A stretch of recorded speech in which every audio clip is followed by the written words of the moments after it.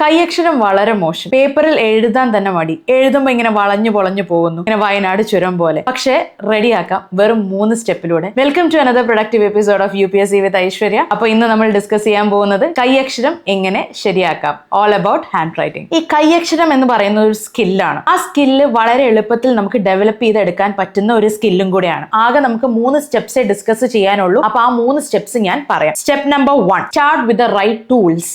ഈ ടൂൾസ് എന്ന് ഞാൻ പറയുമ്പോൾ അത് നിങ്ങൾ മനസ്സിലാക്കേണ്ട വളരെ സിമ്പിൾ ടൂൾസ് ആണ്. ഒന്ന്, നമുക്കൊരു റൈറ്റ് പെന്ന് വേണം. നല്ല സ്മൂത്ത് ഗ്ലൈഡിംഗ് ആയിട്ടുള്ള ഫ്ലോയിങ് ആയിട്ടുള്ള ഒരു ജെൽ പെന്നാണ് നമ്മൾ ഹാൻഡ് റൈറ്റിംഗ് റെഡിയാക്കാൻ വേണ്ടിയിട്ട് ഏറ്റവും കൂടുതൽ ആവശ്യമുള്ള കാര്യം. അപ്പൊ ഈ പെന്ന് ഞാൻ കുറെ പെൻ സജഷൻസ് തരാം. നമുക്ക് വേണമെങ്കിൽ പൈലറ്റിന്റെ പെന്ന് യൂസ് ചെയ്യാം, ഓഷ്യൻ ജെല്ല് യൂസ് ചെയ്യാം, ഒക്ടേൻ ഒരു നല്ല ഓപ്ഷൻ ആണ്, പിന്നെ ഫ്ലെയറിന്റെ ഗ്ലാസ് ജെല്ല് നല്ലൊരു ഓപ്ഷൻ ആണ്. അപ്പൊ അങ്ങനെയുള്ള ജെൽ പെൻസിലേക്ക് സ്വിച്ച് ചെയ്യുക. കാരണം അത് ഭയങ്കര ഫ്രീ ആയിട്ട് ഗ്ലൈഡിംഗ് ആയിട്ടുള്ള പെൻ ആയിരിക്കും. So it will be very useful for you, നിങ്ങൾ നല്ലൊരു ഹാൻഡ് റൈറ്റിംഗ് ഡെവലപ്പ് ചെയ്തെടുക്കാൻ വേണ്ടിയിട്ട്. അപ്പൊ അത് ഒരു ടൂളാണ്. പിന്നെ രണ്ടാമത്തത് നമുക്ക് വേണ്ട ഒരു സാധനം ലൈൻഡ് പേപ്പർ അല്ലെങ്കിൽ റൂൾഡ് പേപ്പർ ആണ്. നിങ്ങൾ എപ്പോഴും ശ്രദ്ധിച്ചിട്ടുണ്ട്, ആൾക്കാർ ഈ റൂൾഡ് അല്ലാത്ത പേപ്പറിൽ എഴുതിയിട്ട് കൊച്ചിന്ന് കൊയിലാണ്ടി പോലെ ഇങ്ങനെ സ്ട്രെയിറ്റ് ലൈനിന് പോണതിന് പകരം ഇങ്ങനെ ചെരിഞ്ഞൊക്കെ എഴുതി പോകും. അപ്പൊ അങ്ങനത്തെ ഒരു മിസ്റ്റേക്ക് റിപ്പീറ്റ് ചെയ്യാതിരിക്കാൻ നമ്മളിത് ലൈഫ് ലോങ് ഇങ്ങനെ എഴുതണം, റൂൾഡ് പേപ്പറിൽ എഴുതണം എന്നല്ല ഞാൻ പറയുന്നത്. ഫോർ ദ പ്രാക്ടീസ് പർപ്പസ് നമ്മൾ ഇനീഷ്യലി ഹാൻഡ് റൈറ്റിംഗ് നന്നാക്കുന്ന കാലഘട്ടത്തിൽ we have to definitely follow this.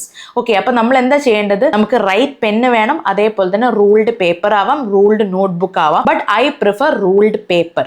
Ruled paper വെച്ചിട്ട് സ്റ്റാർട്ട് ചെയ്യണം എന്നുള്ളതാണ് ഞാൻ പേഴ്സണലി സജസ്റ്റ് ചെയ്യുന്നത്. ഇനി രണ്ടാമത്തെ സ്റ്റെപ്പ് നിങ്ങൾ ചെയ്യേണ്ട കാര്യം എന്താണെന്ന് വെച്ച് കഴിഞ്ഞാൽ learn the correct writing technique.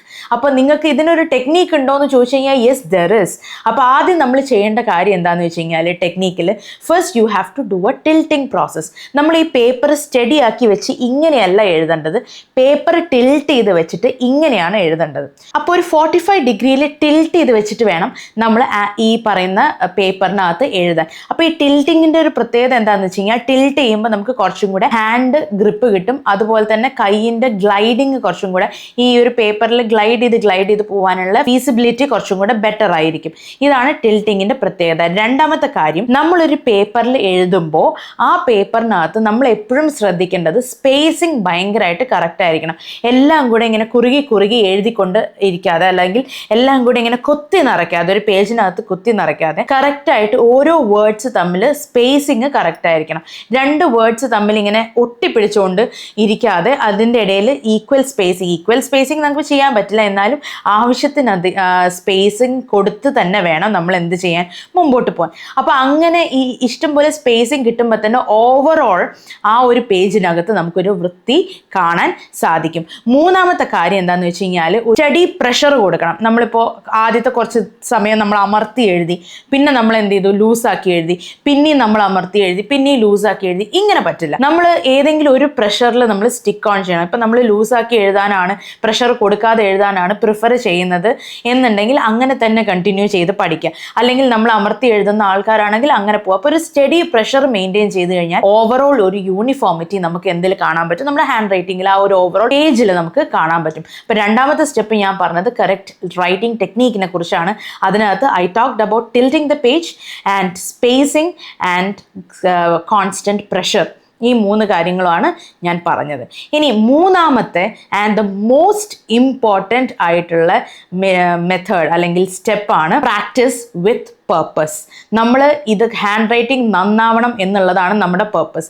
ആ പർപ്പസ് വെച്ചിട്ട് തന്നെ നമ്മൾ പ്രാക്ടീസ് ചെയ്യുക. അപ്പോൾ ആ പ്രാക്ടീസ് എങ്ങനെ ചെയ്യാം എന്നുള്ളതാണ് ഞാൻ പറയുന്നത്. അതിൽ ആദ്യത്തെ കാര്യം നമ്മൾ ഐഡൻറ്റിഫൈ ചെയ്യേണ്ടത്, നമുക്ക് കുറച്ച് ബാഡ് ലെറ്റേഴ്സ് ഉണ്ടായിരിക്കും.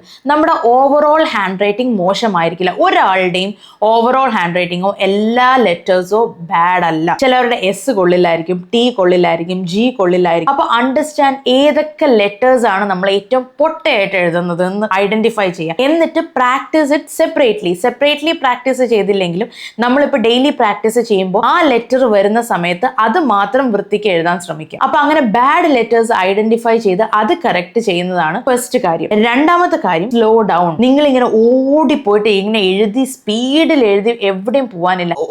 ഈ ഒരു കണ്ടുവരുന്ന ഒരു പാറ്റേൺ എന്താന്ന് വെച്ച് കഴിഞ്ഞാൽ ഒബ്വിയസ്ലി ഈ ബാഡ് ഹാൻഡ് റൈറ്റിംഗ് ഉള്ള ആൾക്കാർക്ക് റൈറ്റിംഗ് സ്പീഡ് ഇച്ചിരി കൂടുതലായിരിക്കും. അവർ ഭയങ്കര സ്പീഡിൽ സ്ക്രിബിൾ ചെയ്യാൻ ശ്രമിക്കും. അങ്ങനെ സ്പീഡിൽ സ്ക്രിബിൾ ചെയ്തിട്ട് അങ്ങനെ പോയിട്ട് ഒരു കാര്യമില്ല. അപ്പൊ നിങ്ങൾ സ്ലോ ഡൗൺ ചെയ്യാം. അതായത് ഈ സ്ലോ ഡൗൺ ചെയ്യുന്നത് ഫോർ എവർ സ്ലോ ഡൗൺ ചെയ്യാനല്ല ഞാൻ പറയുന്നത്. You can slow down now so that you can speed up later.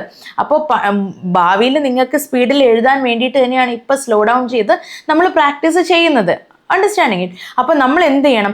Slow ആയിട്ട് എഴുതി എഴുതി എഴുതി എഴുതി പഠിക്കണം. ഇതാണ് രണ്ടാമത്തെ കാര്യം. മൂന്നാമത്തെ കാര്യം എന്താണെന്ന് വെച്ച് കഴിഞ്ഞാൽ, നമുക്കിപ്പോൾ ഒരു ഐഡിയൽ ഹാൻഡ് റൈറ്റിംഗ് നമ്മുടെ മനസ്സിലുണ്ടായിരിക്കും. നമുക്ക് ഇഷ്ടപ്പെട്ട ഒരു ഹാൻഡ് റൈറ്റിംഗ്, നമ്മുടെ ഇഷ്ടപ്പെട്ട ഒരാളിൽ നന്നായിട്ട് എഴുതുന്ന ഒരാളുണ്ടെങ്കിൽ അയാളുടെ ഒരു ഹാൻഡ് റൈറ്റിംഗ് ഉണ്ടാവും. Try to imitate. ഇപ്പൊ എനിക്ക് എൻ്റെ ബെസ്റ്റ് ഫ്രണ്ട് മിന്നു, ആള് നല്ല രീതിയിൽ എഴുതും.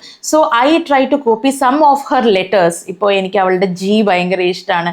I like her N. അപ്പോൾ I try to imitate her N and G and M and so many letters from her handwriting.